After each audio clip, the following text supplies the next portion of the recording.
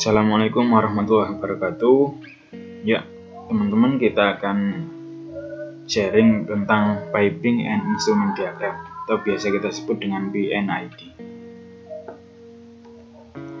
Sebelumnya, perkenalkan, nama saya Muhammad Syafiq Nasrullah. Saya dari Graduate Trainee 6 Paper Production Ciwi Kimia. Oke, langsung saja kita lanjut ke materi atau bahasan kita kali ini, yaitu piping and instrument diagram. Apa sih piping and instrument diagram atau PNID itu? PNID yakni singkatan dari piping and instrument diagram atau biasa kita artikan piping and instrument drawing.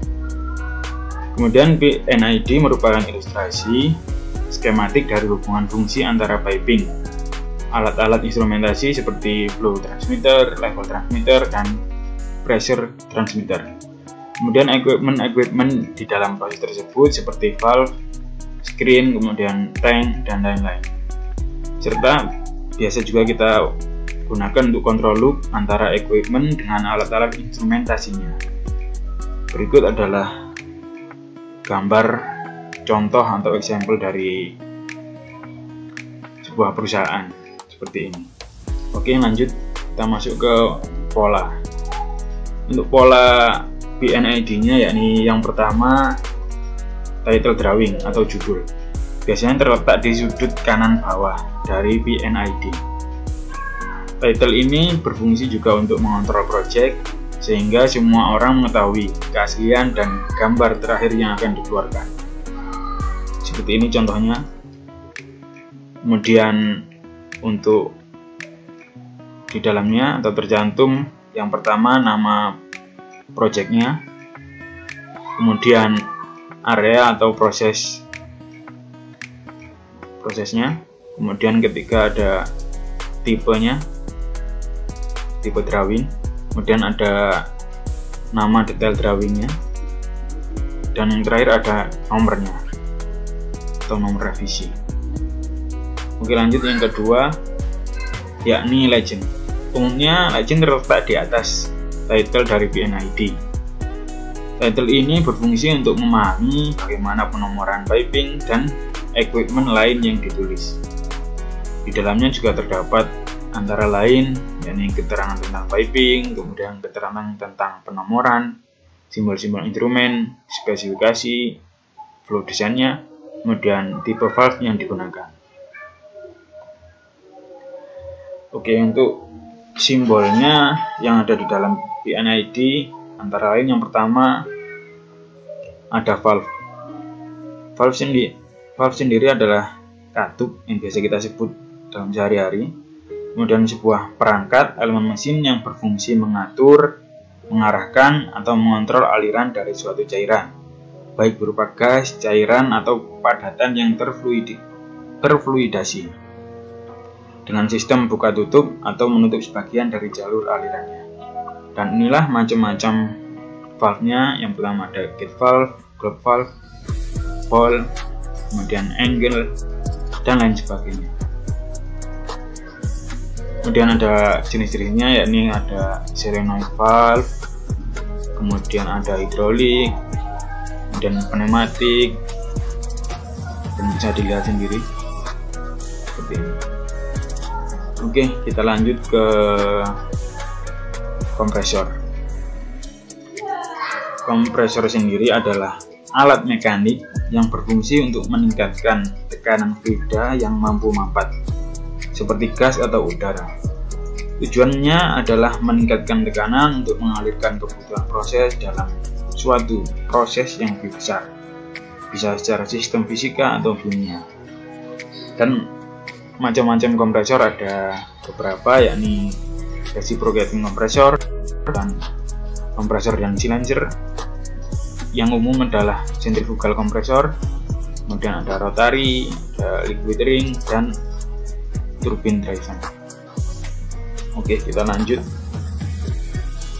Untuk simbol yang ketiga ada pumps and turbine atau pompa dan turbin.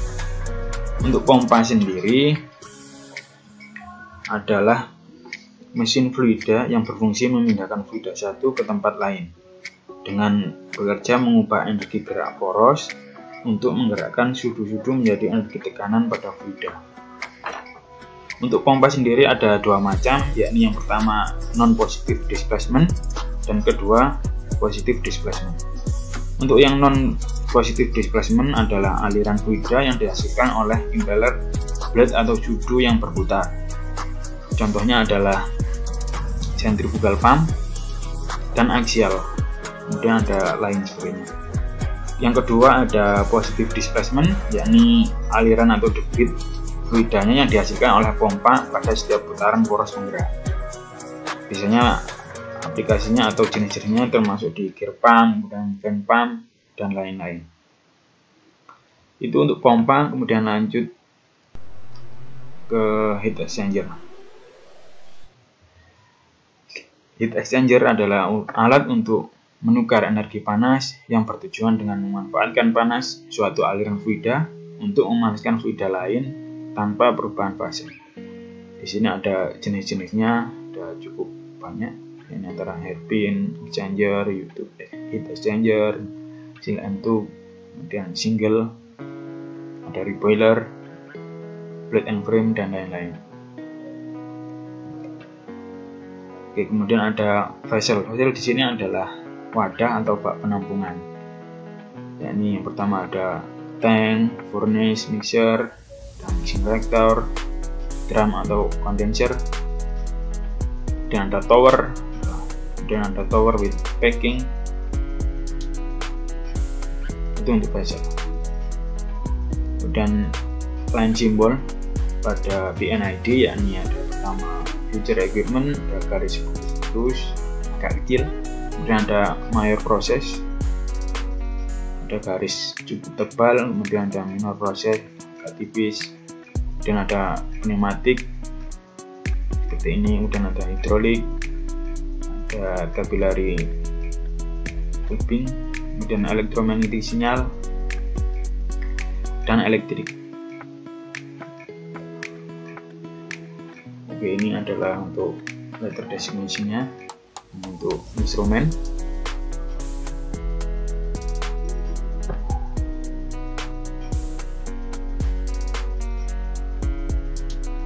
oke, kita lanjut ke sampel pembacaan menggunakan aplikasi DCS. DCS adalah Distributed Control System, yakni suatu sistem yang mendistribusikan berbagai fungsi yang digunakan untuk mengendalikan beberapa variabel proses dan unit proses menjadi suatu pengendalian pada suatu control room. Kalau di industri biasanya digunakan untuk mengontrol dan memonitor peralatan yang cukup tersebar. Oke, di sini kita akan mencontohkan atau membaca tentang di bagian dry and pulper. Dan di sini ada dua proses, yakni ada size press pulper, kemudian ada reel pulper. Kita akan membaginya menjadi dua kategori. Oke, yang pertama ada size press pulper. Di sini prosesnya adalah yang pertama ada dilution water. Dilution water dimasukkan ke dalam size press pulper melalui 4 jalur, yakni dengan menggunakan kontravalve oleh aliran dengan presentasi aliran. Di sini ada 4. Ini yang pertama, kemudian yang kedua, yang ketiga, dan yang keempat. Kemudian kenapa menggunakan jalur hijau? Di sini menggunakan jalur hijau karena kita sering mengartikan bahwa hijau itu adalah air atau water. Kemudian outputnya ada 2, yaitu yang berwarna biru dan berwarna merah. Nah, yang berwarna biru ini adalah untuk mempresentasikan udara dari hasil proses dilution water. Kemudian yang merah adalah mempresentasikan untuk aliran produk atau yang kita sebut pulp. Kemudian aliran udara keluar dari sistem yang proses selanjutnya. Aliran produk dialurkan menggunakan pompa. Ini ada beberapa pompa, yang A, dan ini juga ada pompa.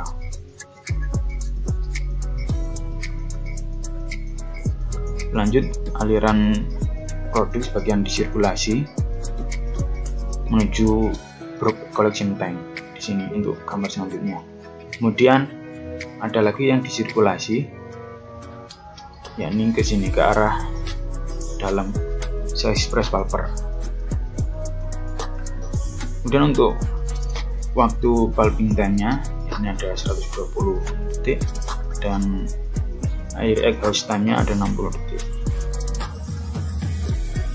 Dan di dalam size press pulper terdapat dua agitator yang dapat diatur, yakni secara manual.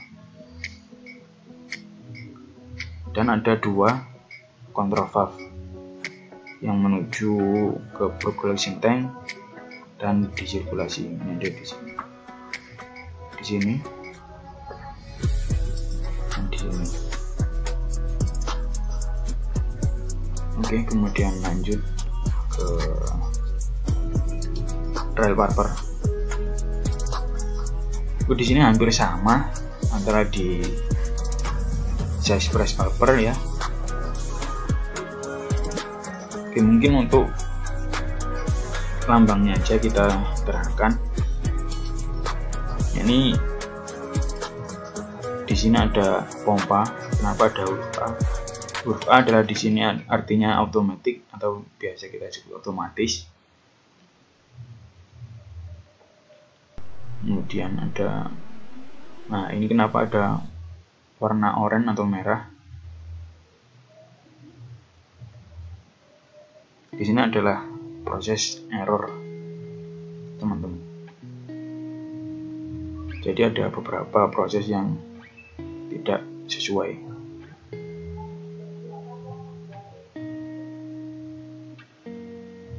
Oke, kemudian ada pompa lagi. Di sini ada pompa warna hijau. Kenapa warna hijau? Dan ini warna abu-abu atau hitam. Di sini berarti menandakan bahwa pompa tersebut sedang berada pada kondisi stop atau berhenti. Makanya dinamakan warna seperti ini. Kemudian untuk hijau adalah pompa dalam keadaan jalan atau berfungsi. Di sini juga ada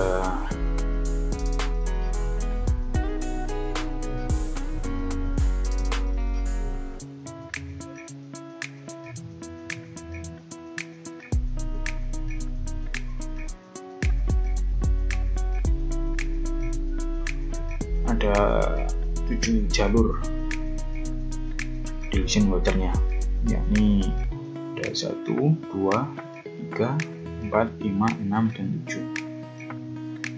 Dan saya tekankan lagi, untuk hijau ini tadi adalah jalur air dari dilution water. Kemudian outputnya ada 2, yakni warna biru seperti yang di size press pulper tadi, biru dan merah. Hampir sama prosesnya. Untuk yang biru juga memprestasikan atau menghasilkan udara hasil dari proses di drill pulper. Kemudian untuk yang merah adalah menghasilkan aliran produk. Dengan 2 aliran udara keluar dari sistem menggunakan pompa vakum, dan yang merah disirkulasikan bagian lainnya menuju Brook collection tank. Kemudian ada lagi yang disirkulasikan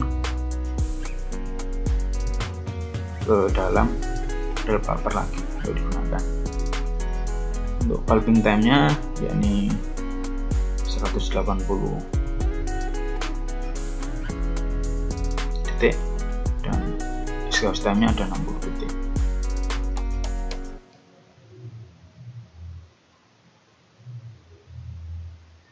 Oke.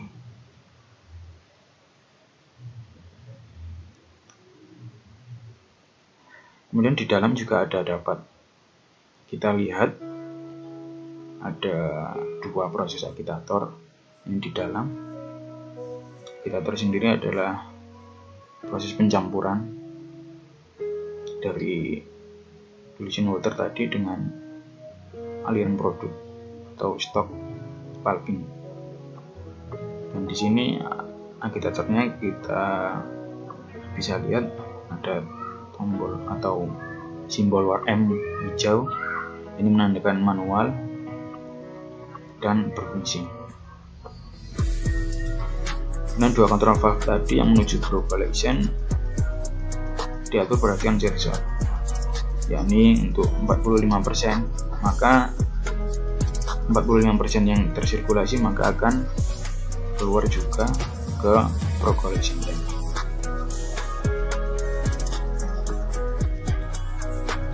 Terima kasih atas perhatiannya. Ya, di sini kita sharing tentang PNID selesai dan semoga bermanfaat. Mohon maaf atas kesalahan atau kekurangan dalam hal materi ataupun penyampaian. Saya ucapkan wassalamualaikum warahmatullahi wabarakatuh.